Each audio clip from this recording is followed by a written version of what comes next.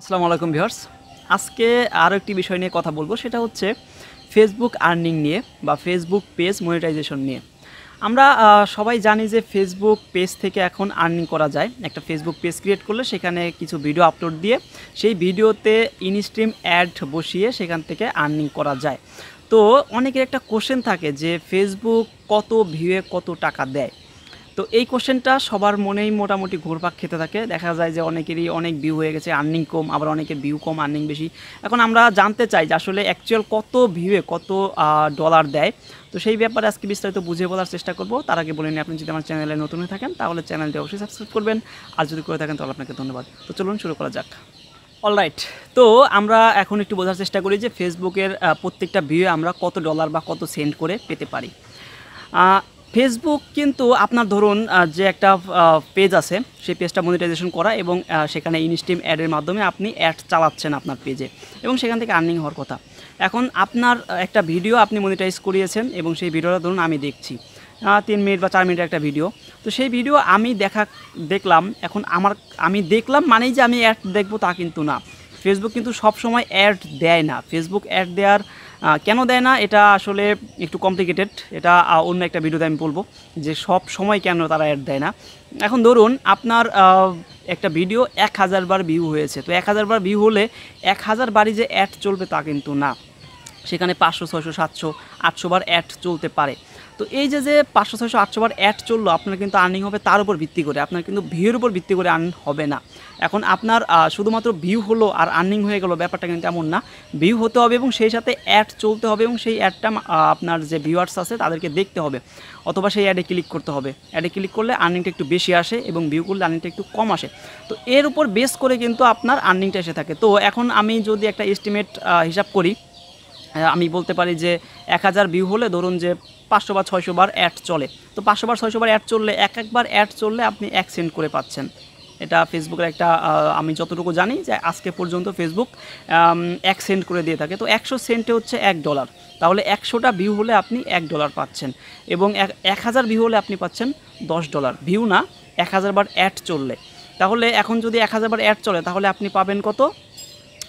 $10। এখন আপনার ভিউ হয়েছে 1000 এবং আপনার অ্যাড চলছে 500 বার, তাহলে আপনি পাচ্ছেন হচ্ছে $5।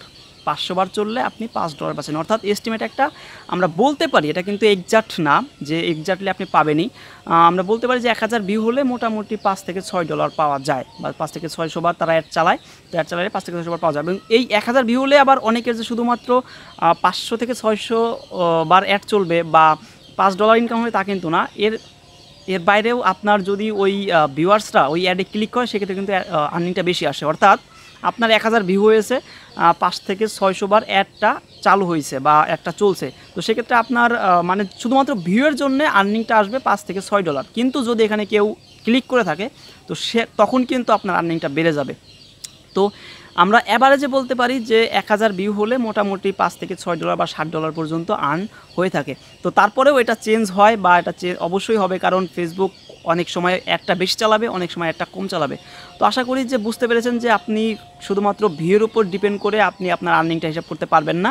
আপনি যদি আপনার অ্যাকচুয়াল আর্নিং হিসাব করতে চান তো অবশ্যই আপনাকে কতবার অ্যাড চলছে এটা জানতে হবে। তো এটা আপনি কীভাবে জানবেন, আসলে এটা জানার কোনো এরকম সিস্টেমেটিক ওয়ে নাই। তো আমরা জাস্ট একটু মানে ইমাজিন করে নিতে পারি বা কল্পনা করে নিতে পারি যে হ্যাঁ এত হতে পারে। তো 1000 ভিউ হলে আপনি মোটামুটি $5 থেকে $6 মতো বা $7-8 পর্যন্ত যাবে। আবার অনেক সময় $10 হতে পারে বা এর বেশিও হতে পারে যদি আপনার অ্যাডগুলোতে ক্লিক বেশি পড়ে বা আপনার যদি আরপিএমটা বেশি হয়। যাদের আরপিএম রেটটা বেশি তাদের কিন্তু আর্নিংটা অনেক বেশি। তো সবসময় চিন্তা করবেন যেন আরপিএম রেটটা অনেক বেশি থাকে, হাই থাকে। তো আরপিএম রেটটা যদি হাই থাকে বা বেশি থাকে তো সেক্ষেত্রে কিন্তু আপনার আর্নিংটা অনেকাংশে বেড়ে যায়, অনেক বেড়ে যায়। সুতরাং আরপিএম যেন কোনোভাবে না কমে যায়, একেবারে লো না হয়ে যায়, সেদিকে অবশ্যই আপনাকে খেয়াল রাখতে হবে। তো আরপিএম আপনি কীভাবে বাড়াবেন বা কীভাবে আরপিএমের দিকে আপনি খেয়াল রাখবেন, তো সেই বিষয়ে আমি বিস্তারিত একটা ভিডিও পরবর্তীতে দেবো যদি আপনারা চান। যদি চান অবশ্যই কমেন্ট বক্সে কমেন্ট করে আমাকে জানাবেন।